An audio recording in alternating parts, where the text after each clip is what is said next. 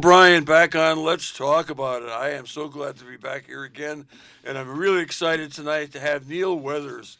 He is the Assistant Superintendent of Wyndham Public Schools on the show. I met Neil, I've met Neil before, but I last saw him at the Three Kings Day ceremony over at the new community center, and we talked about him coming on the show, and I just never followed up. And I'm so busy, and I guess he didn't follow up because it was my responsibility to call him.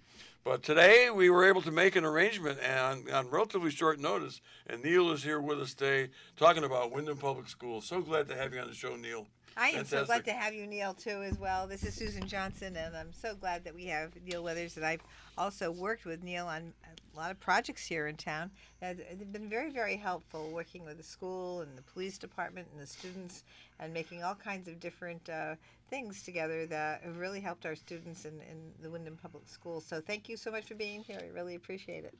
Well, thank you both for having me. I'm really happy to be here. I've been in the district now for I think this is going into my 9th year. I think I've been here for 8 years.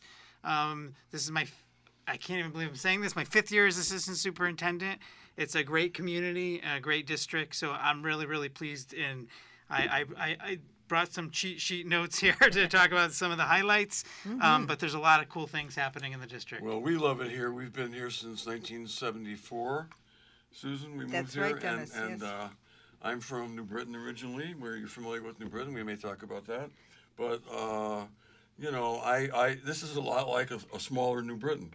It also has a state university. It's Yes. Eastern Connecticut State, which New Britain. Back when I was a kid, New Britain Central was called New Britain State Teachers College, and I went there for a short time, and it was called Central Connecticut State College, and then it became a university. And anyway, Neil, you went there. Yes, I went to Central. That's Great right. school. It is a great school. I went there. I got my bachelor's degree, my master's degree, and then I got my 092 certificate actually down in New Haven at Southern. But that was my path. You've been around to the state, Yeah. 4 state universities, but some of them anyway. Yeah. You skipped Danbury, I guess. You got Yeah. New Haven, and we have Eastern. I know you're doing some work with Eastern.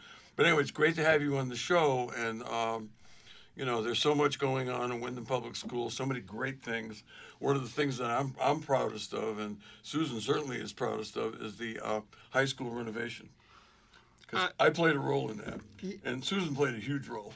Well, you know what? It wouldn't have been done without you, Dennis. And so I just want to say, Dennis made sure that the work that everybody had been doing on the building committee actually got pushed through, and that the town finally got a hold of the plan and presented it to the state.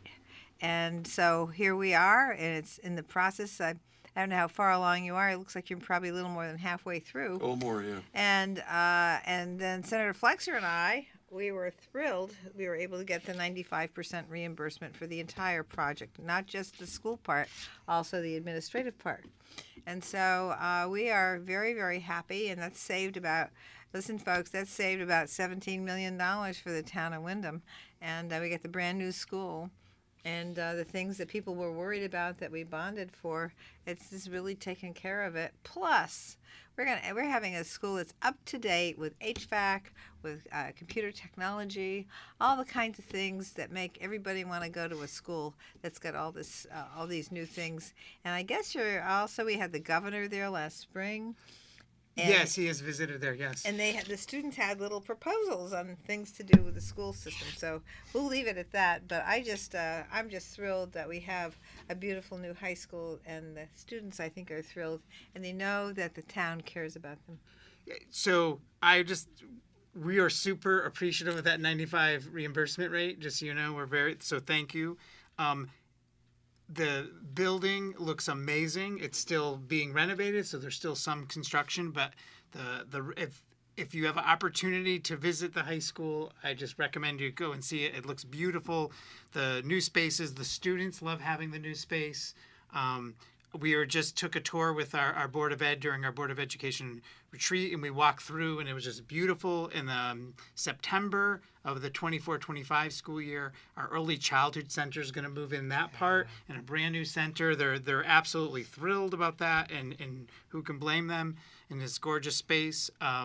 one of the celebrations I have listed is our high school football team. We're league champions for the first time since 2016. Amazing. Yes. Go Whippets. Yeah, go Whippets. And actually, there was a Hartford Current article on junior captain Malachi Fowler, who is very happy to be a Whippet, right? So we're very excited about that. And that was played on the brand new turf field as part of the construction project, which is a beautiful space. So not only did I get an opportunity to see some of the football games, soccer games, just things always occurring at the field.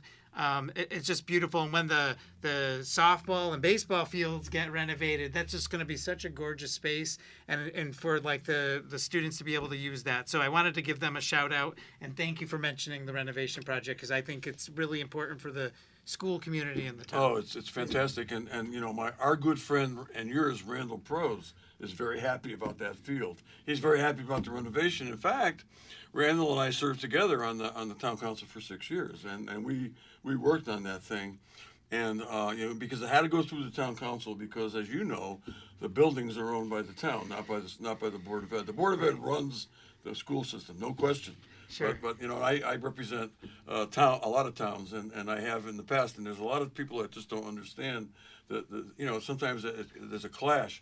But I'll tell you what, the Board of Education and Wyndham Public Schools is working beautifully with town government, and that's fantastic, and that can be rare, but it's fantastic. And Randall is very happy, and we're so pleased with him. He's doing a great job as coach.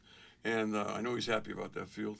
Yeah, he is happy, and I'm happy for him, and I'm happy for his assistant coaches and the students, and it was just a great season. Yep. And because last year construction was happening in the field, the team got a more majority of home games, which was nice to take advantage of the new field this space. Year, yeah, but last year they were on the road for the whole season. Yes. So, and that's tough. Yeah. But they had a even better record last year. But I guess they lost a lot of players from last year.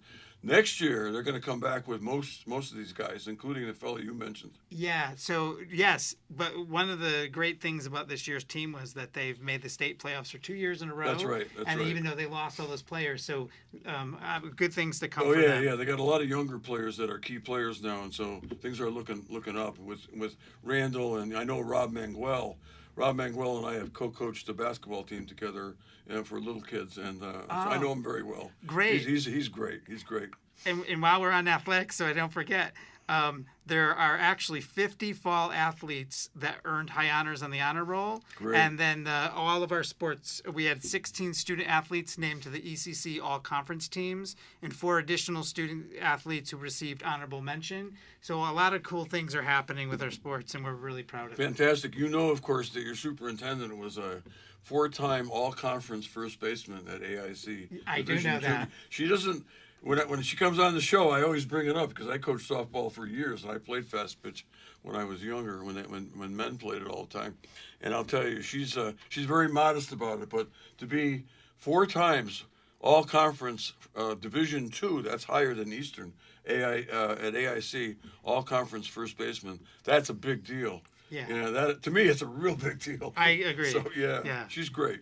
Yeah, she is great. She's I'm awesome. sure she's great to work with too. She absolutely is. And as I always tell the kids, playing sports is good training for life because you learn how to mess up and bounce back, and you learn how to accept failure and success. Yes, I completely. Among many other things. Absolutely. And while I'm just thinking, because it's not here, so I give love to all the sports. One thing for the fall sports is that every team participated in the state tournament, which is that doesn't commonly happen. So our soccer teams both did. Obviously, our cross country went to the state meet. So that happened in all of our fall sports. So I just want to give kudos to everybody. I think it used to happen years ago, but we've had a dry spell, and it's really picking up. And and everybody has played a role in this, including the administration. It's fantastic. So people are really pulling together in support of Wyndham Public Schools, and we want to keep it that way. Yes. And while I'm in the spirit of celebrations, something that also happened, this is like a tradition. Sweeney, Thanksgiving just passed recently, had their 41st Thanksgiving, their Sweeney Feast, it's called.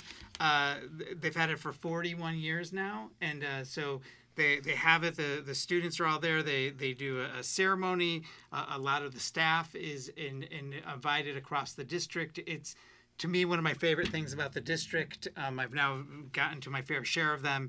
It's just a fantastic sense of community. So I wanted to make sure I mentioned that while I was talking about the learning environments. And then something I actually got to go see, because I love chess. Right before Thanksgiving, Natchog School hosted a chess tournament. They had 41 of their students do the chess tournament. Impressive. And That's great. I went and participated. I might have lost a game to someone, but I enjoyed it. I love chess, but it was great to see those students. And then there's a moment where some of the younger students came and were watching their siblings. Just a really great moment.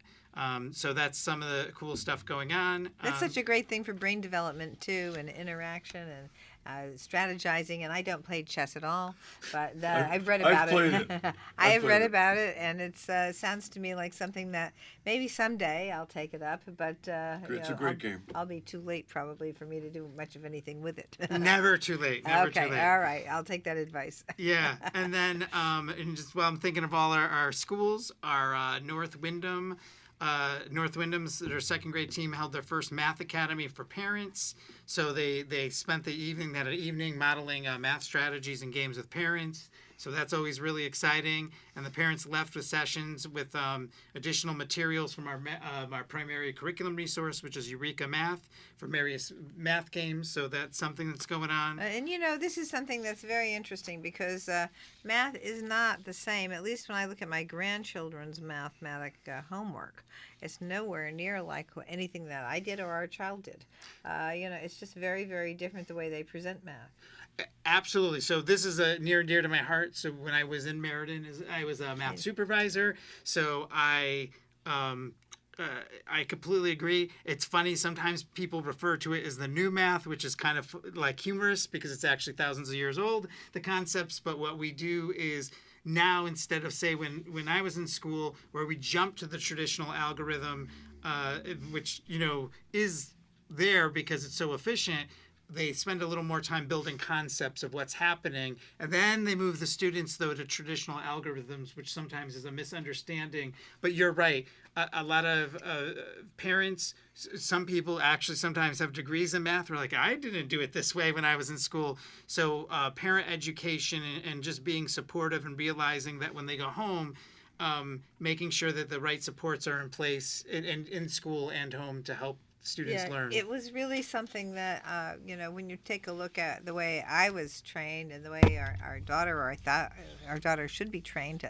I had my own ideas, of course, but Always.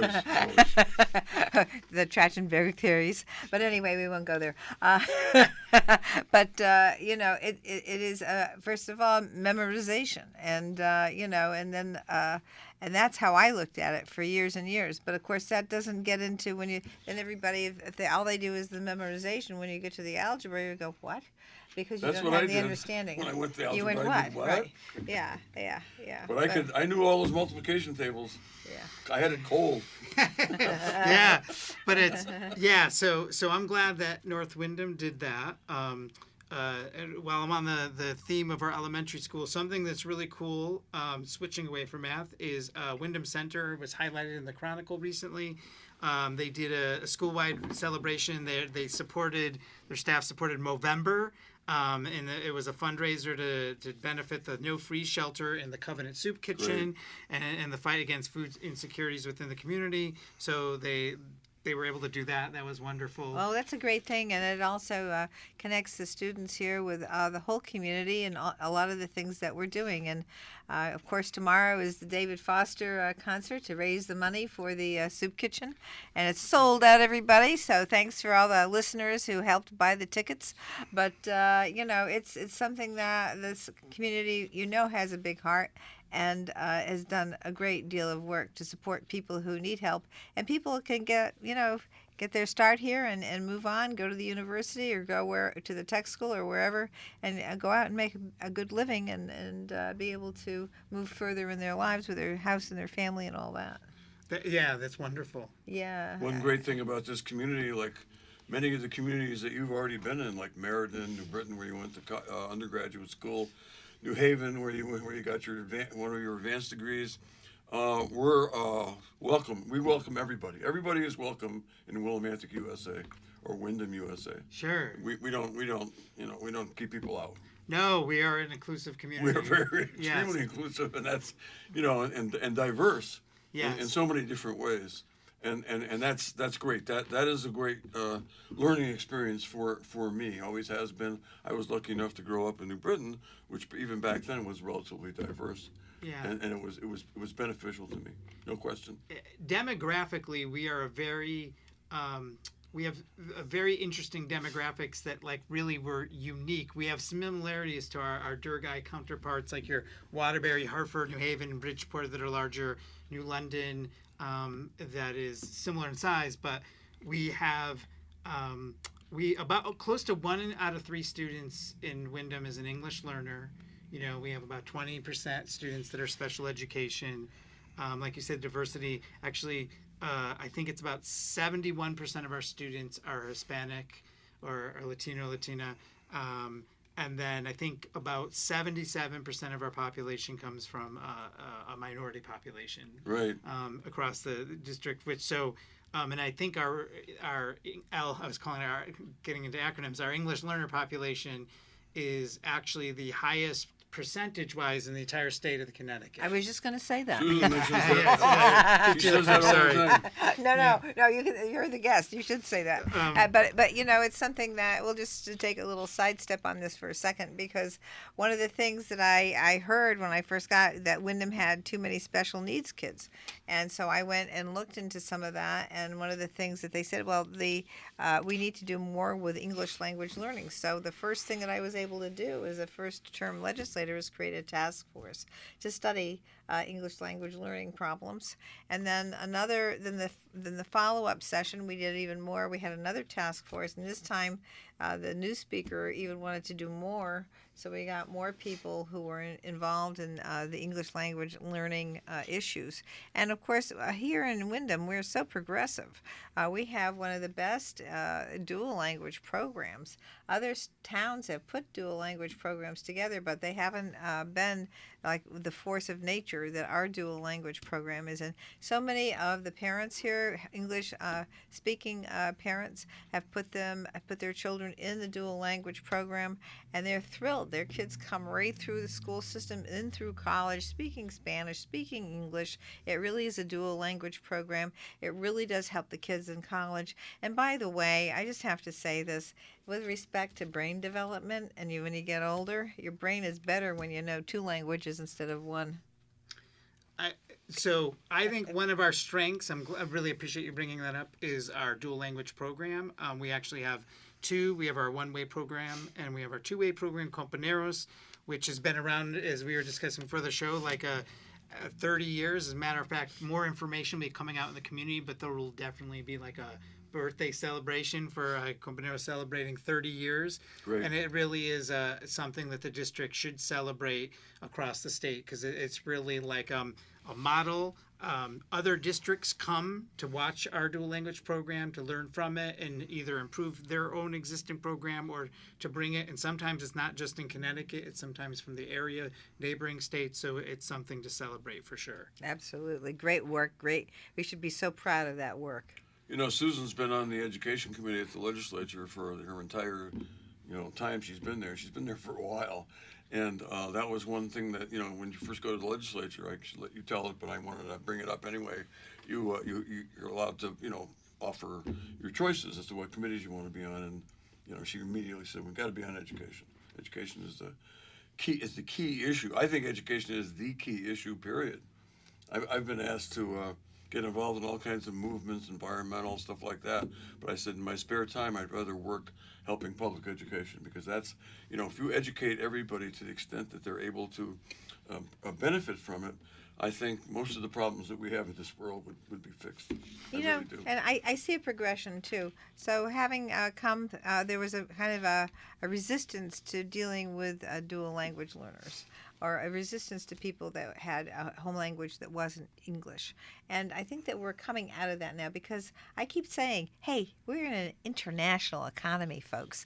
And most every other country you go to has every people there speak more than one language. And we should, if we want to really do something with our economy, we need to understand people from other economies that have different languages. So it is an economic boon. It is something that really helps people when they move on through whatever it is, technical school, college, however you choose to go. It really is something that is quite necessary. And it's something that I go into the history of the country. When everybody was trying to make it into one country, they wanted everybody to have the same language. Okay, yeah, I agree. We should all have the same language, but we should also have another language that we learn. And they can do it in Europe. We can do it here. They can do it in other countries all throughout the world. We can do it here. So language learning is really, really important, and it's something that we are very good at right here. But it was that, and then it was also special education. It was also getting the education cost sharing grant up to date. Finally, since Weicker was governor and he shut down doing the right thing with the education cost sharing grant, we finally are fully funded by 2025-2026. So I am absolutely thrilled that we finally got that pushed through. And now we have a special task force to deal with special education. Because guess what, folks?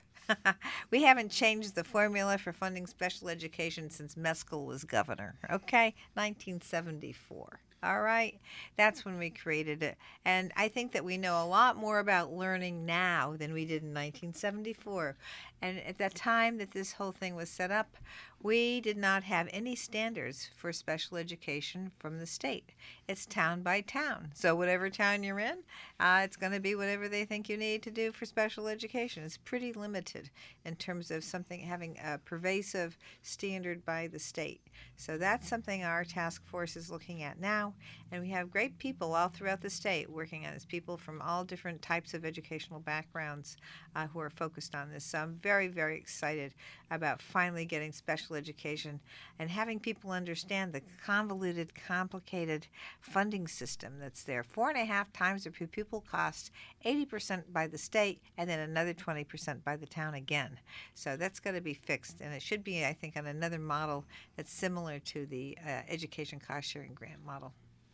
So I just want to thank you for that, especially the part about the ECS grant, because one of my tasks is every year I do the Alliance grant, which is obviously the for listeners at home or in your cars or wherever you may be. The Alliance grant is the education side of the ECS money. So every year we complete a grant of how we're allocating those funds, and Representative Johnson is exactly correct. Like, we've had an increase in funds thanks to her advocacy.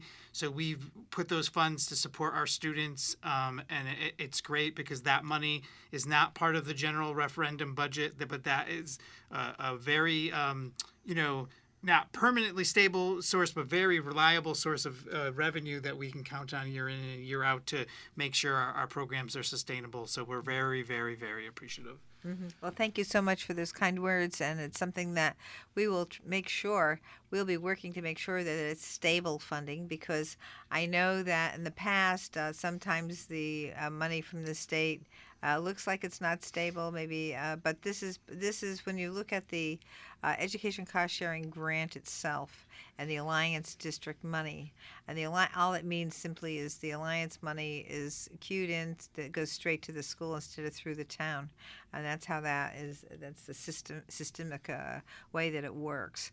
So all the money that was back in the day still comes through the town. All the Alliance money comes directly to the school, and anyway, that's how we're making it all work together. So I just wanted to be clear on that.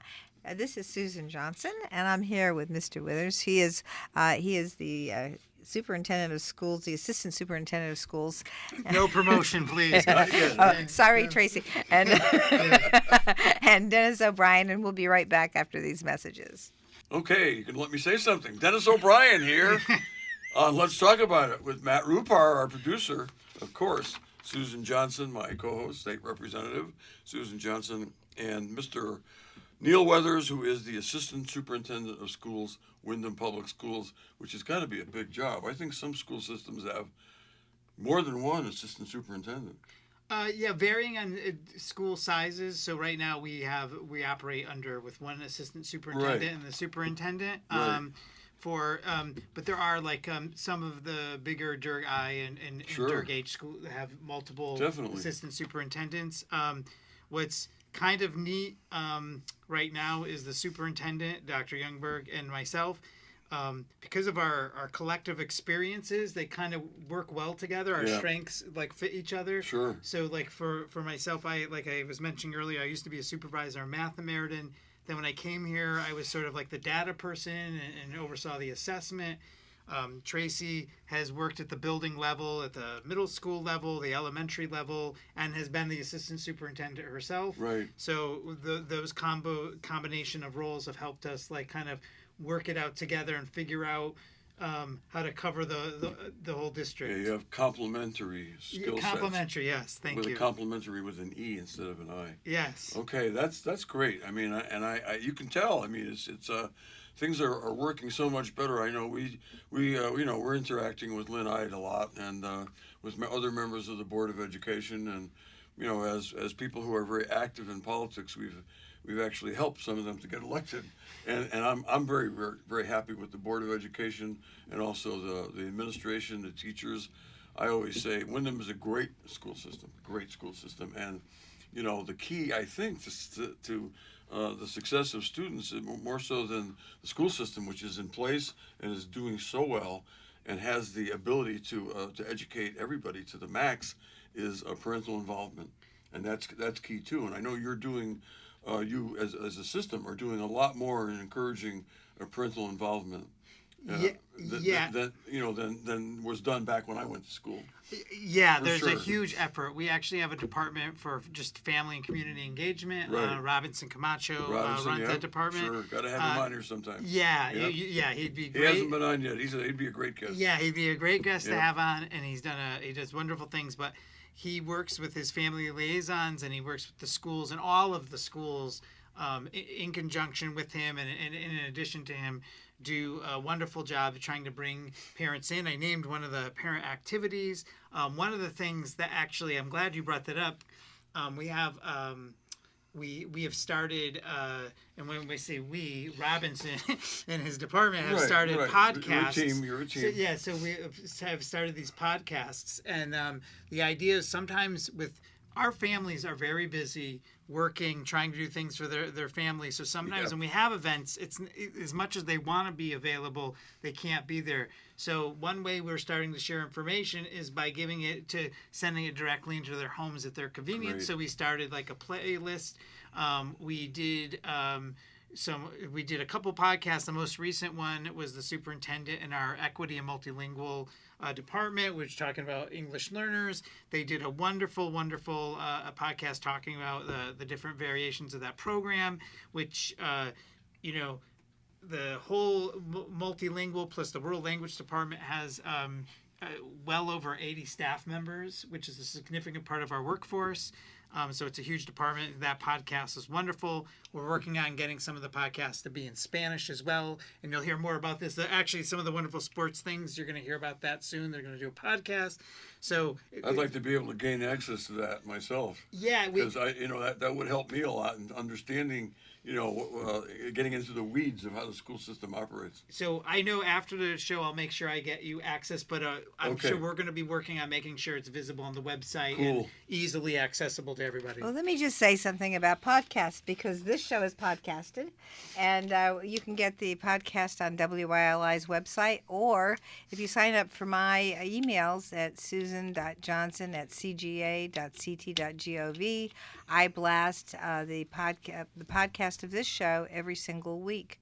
And so in addition to that, the show is also done again on Sunday at noon, and we also have the show, this particular show goes on cable access 2 weeks from now on Friday nights.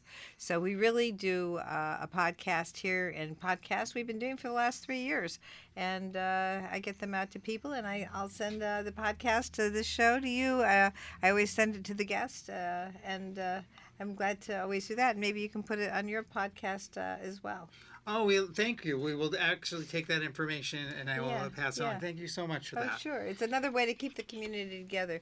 Because one of the things about with the parents and that sort of thing, the wonderful thing that I was so proud of this school district to think that you had the liaisons from each school to the parents, and so that they could go out and actually meet with the parents and just make them feel comfortable.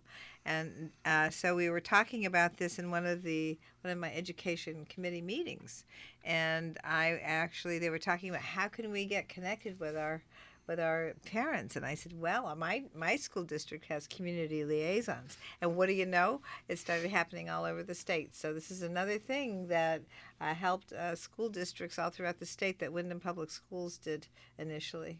And I think they not only do they have them, they run them very well, and Yes. they're very powerful presence in our community. I think this whole idea of the liaisons came out of one of those meetings that they had with parents.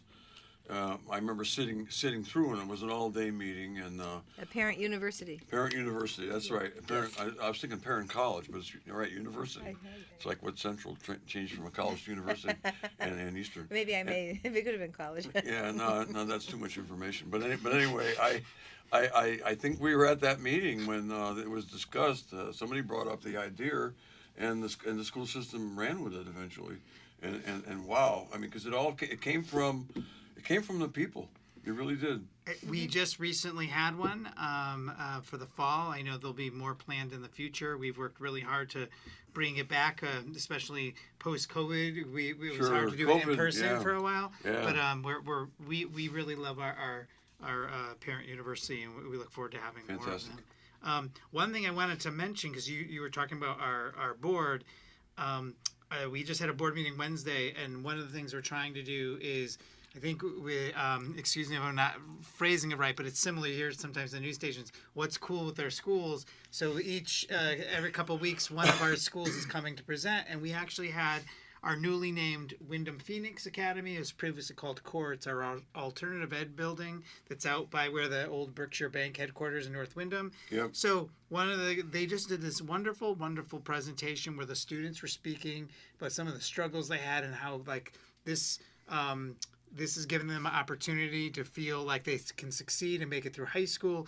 And a matter of fact, that we have 6 students that weren't on track originally, but now are back on track to get their diploma in the 23-24 school year.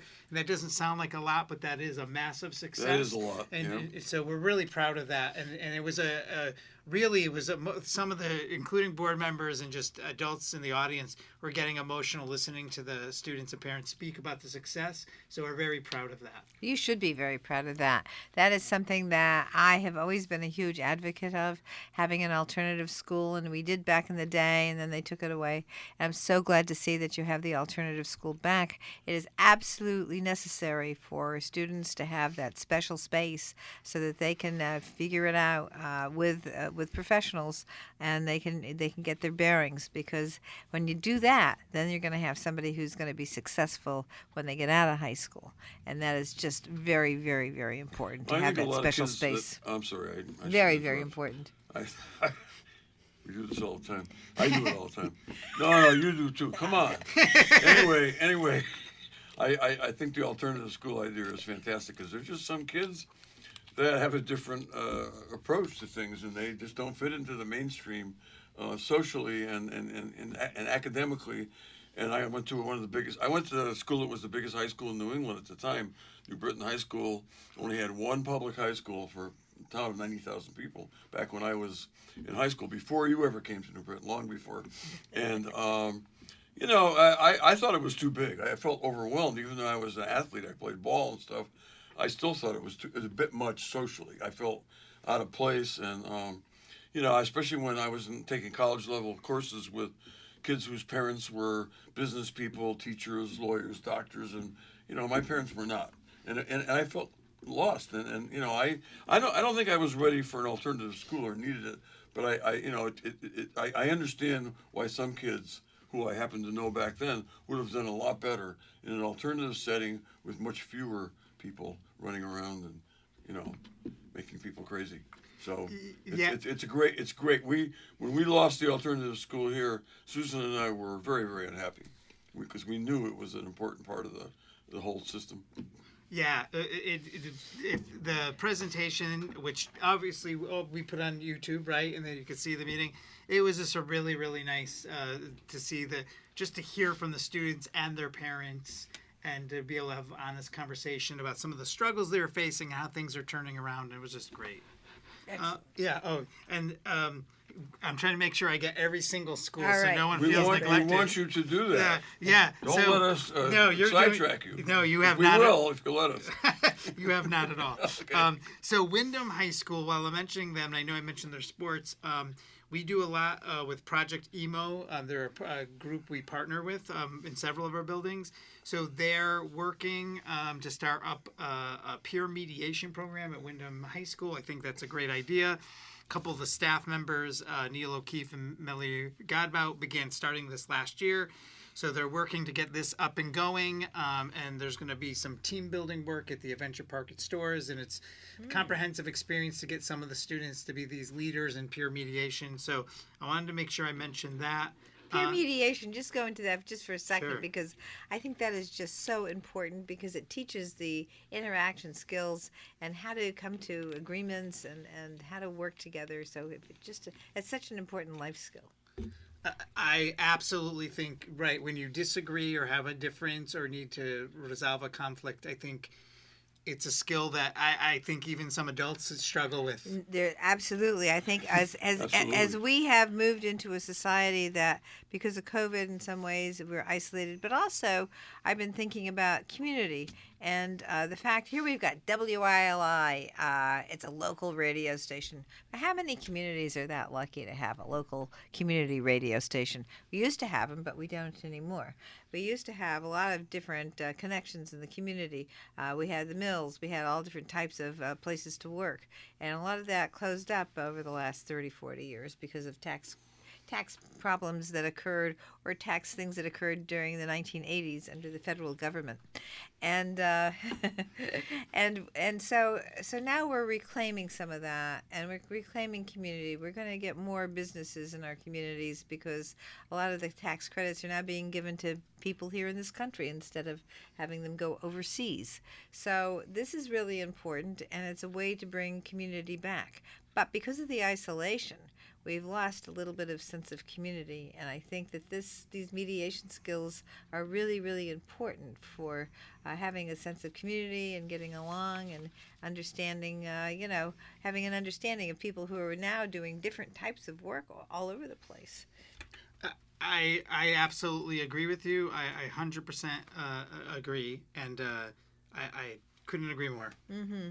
I just wanted to make that clear because I think that we've kind of lost track of the fact that we don't have that community, because a lot of the things where we used to just naturally work together kind of gone by the by. Look, I go back a lot farther than you and you especially, and I can tell you stories about how people used to always be out in the street and everybody knew everybody else.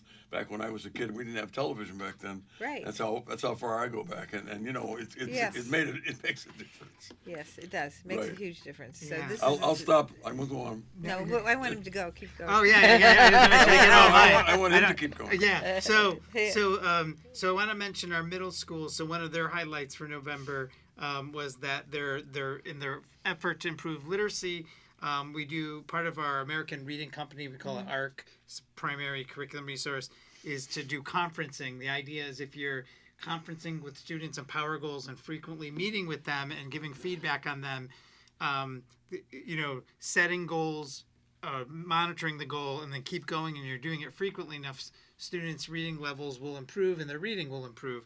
Well, the middle school did a great job, and they posted some extremely high rates from 88 to 100% completion rates, and they were really proud of that.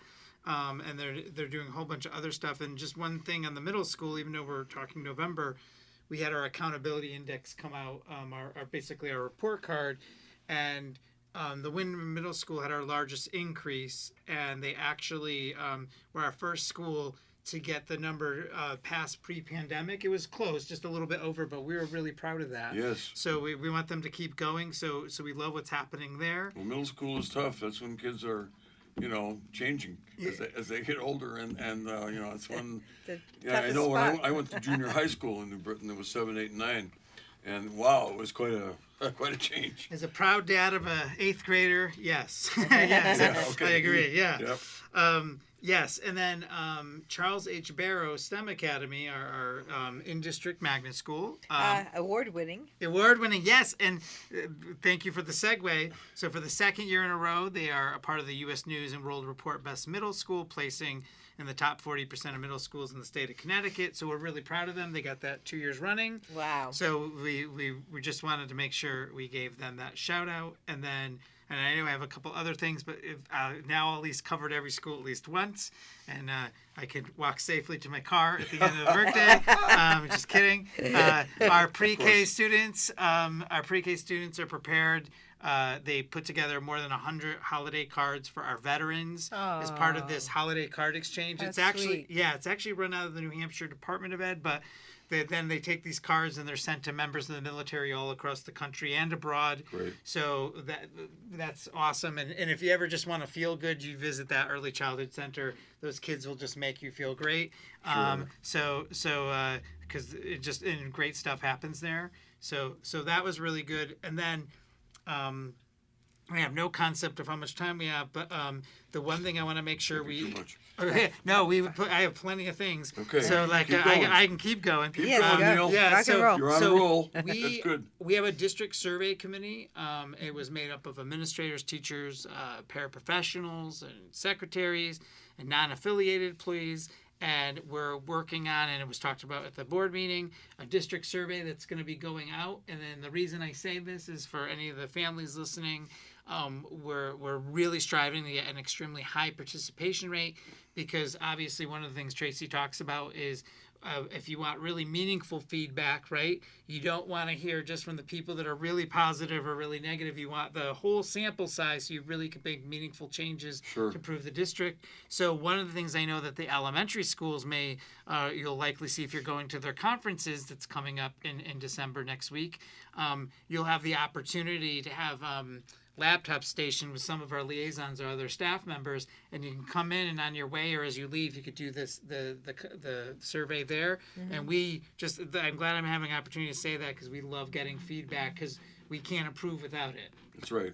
That's right. Absolutely. Yeah, getting feedback is huge, and it's something that getting people who are directly involved in what's going on and getting feedback from people who are right in the thick of it, really quite important. And so it's great that you've created a methodology for that. Yes, and then and I know I mentioned them already, but one cool thing at Natchog that just happened recently, our 3rd and 4th graders there, they had a learning experience with their university partners. Eastern Connecticut did a read aloud of The Reluctant Dragon, and then they also partnered with UConn, who had guest scientists, and they presented bird of prey and weather information, and all those experiences you may not readily get, and so we were mentioning Eastern, who's right here, and in UConn, who's I always say down the road. Up the road, yeah. So it's nice to have those partners work with us and work with our students, and our students love when they come. Of course, taking advantage of the university systems is really spot on. I can't think of a better thing to do, and it's great that they're willing to come here as well. I think that that's great. Yeah, and thank you for saying that, and I'm just checking if I've got all the major stuff here. For the public, I think we've really gotten it out, and the survey was like super important that I made sure I shared. But yeah, the as you could see, and the highlights I was sharing, these were really shared as our November highlights. Right. So like we've been doing this once a month. So like about the same amount of information we share. Tracy shares to staff our convocation, which was called Living Our Story.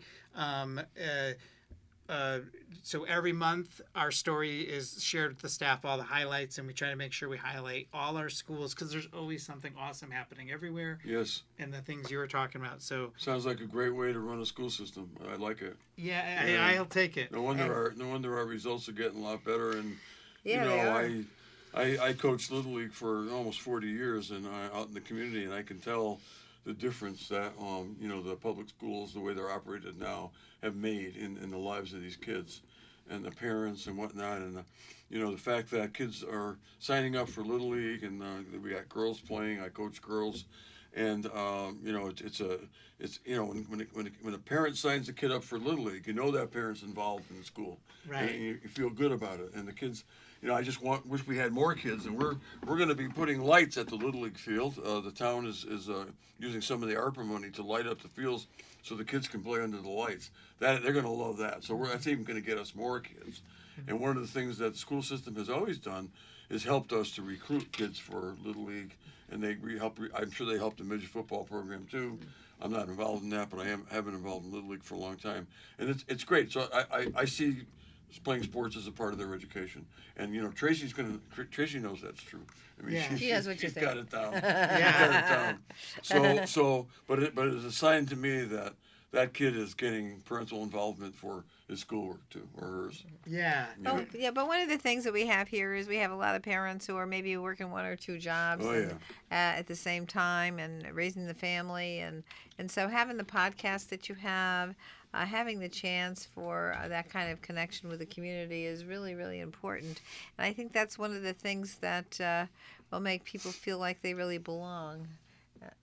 Yeah, so we agree. So we're continuing to make sure we're seeking input from our families.